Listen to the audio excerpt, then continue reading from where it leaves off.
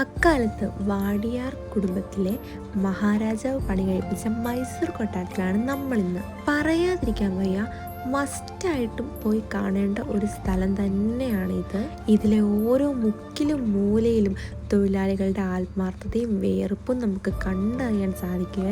ഒരുപാട് തൂണുകളും അതുപോലെ തന്നെ ഒരുപാട് കൊത്തുപണികളുള്ള വളരെ മനോഹരമായിട്ടുള്ള ഒരു കൊട്ടാരം തന്നെയായത്. ഇതിനുള്ളിൽ പുരാതനമായിട്ടുള്ള ഒരുപാട് അവരുപയോഗിച്ചിരുന്ന കസേരകളായാലും വെള്ളി കസേരയും അതുപോലെ തന്നെ വാളും പരിചയും അവരുടെ ദേവിയുടെയും ദേവൻ്റെയും പിക്ചറുകളും അതുപോലെ തന്നെ ഒരുപാട് അന്നുണ്ടായിരുന്ന രാജാക്കന്മാരുടെ രാജകുമാരിമാരുടെ എല്ലാം പെയിൻറ്റിങ്സും അതുപോലെ ഓൾഡ് ഒരുപാട് വസ്തുക്കളൊക്കെ ഉണ്ട് ഇതിനുള്ളിൽ.